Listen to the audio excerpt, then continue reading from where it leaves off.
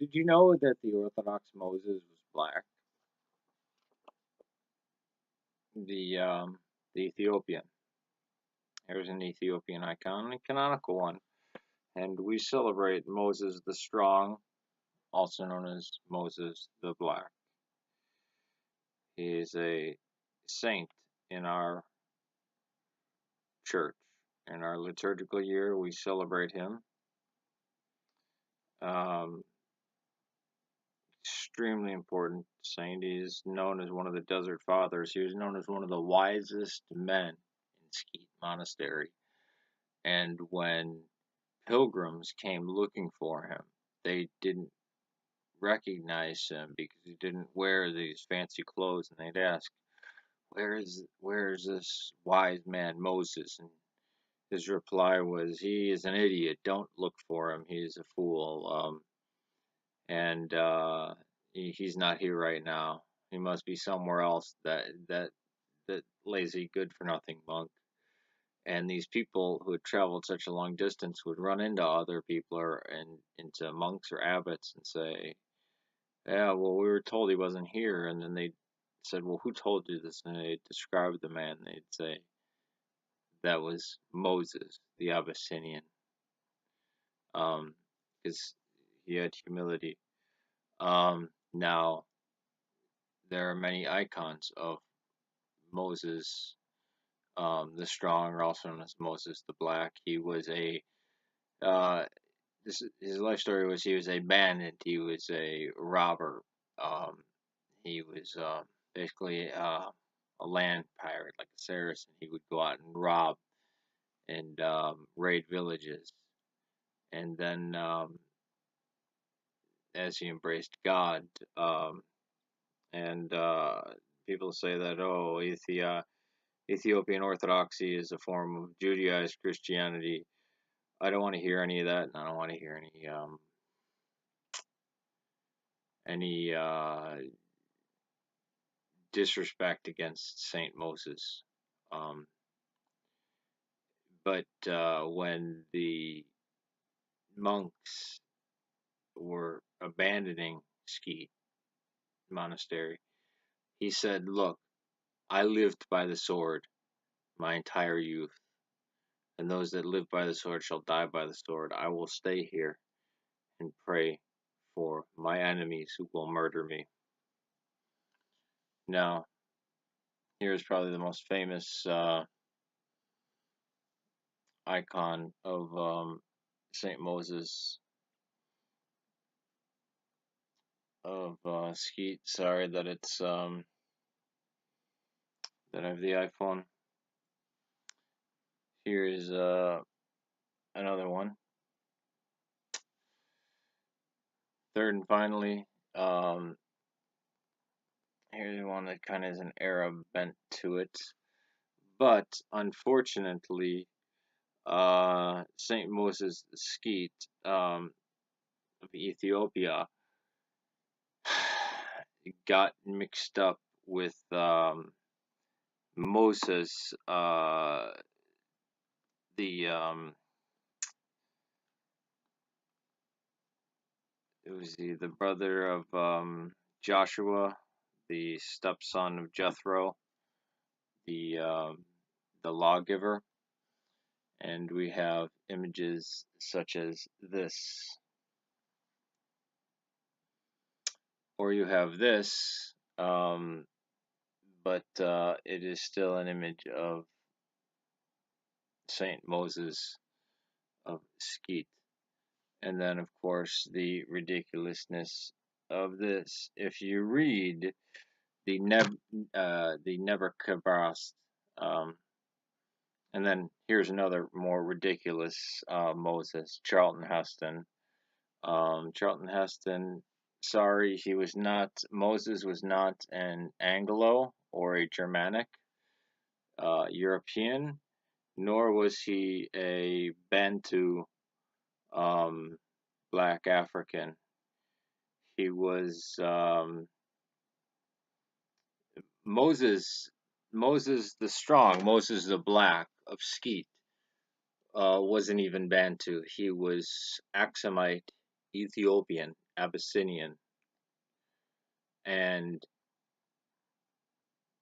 the Moses of the Bible was of Semitic blood. Now, the modern day Jews aren't Semites. He would look like your modern day Southern Italian, with the dark olive skin. Um, Somebody once said, well, olive skin is black skin because what color are olives? Well, olives have only been black for about 100 years because you have to put them in lye to make them turn black. They're a form of green. Um, but just like any of the natural Mediterranean people, it's what he would have looked like.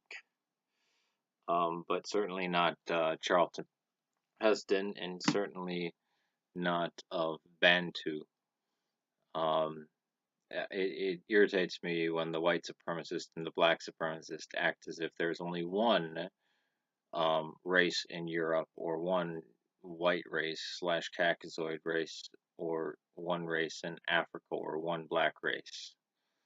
No, you have the Axumites, the Bushmen, the Bantu, which are three main groups in Africa, as well as you have the Berbers, and then in the north, what you might call non-black, you have the Egyptians and the Arabs, and then in Europe you have the Latino, you have the Germanic, um, you have the Anglo really is Germanic. You have the Celt, which is in Ireland and Wales. You have the Slavs, if you want to consider the Slavs white. Many don't. In fact, most white supremacists don't consider Slavs white. Then you have the Greek, and then you have the Basque. And there's a few that I'm missing there, but I'm also missing some of the black African races. Now, um, in the Kebra Nagast, when the Queen of Sheba meets Moses, they have a son, right? Or no, Solomon. Sorry, Solomon meets Queen of Sheba, and the son is Menelik, and he has spots on his body, like a leopard, white and black, because Solomon was white and the Queen of Sheba being black. Now, I don't buy this story, but I do believe that the Ark of the Covenant is in St. Mary's Church, under guard of the Ethiopian Orthodox Church, with the men holding AK-47s protecting it.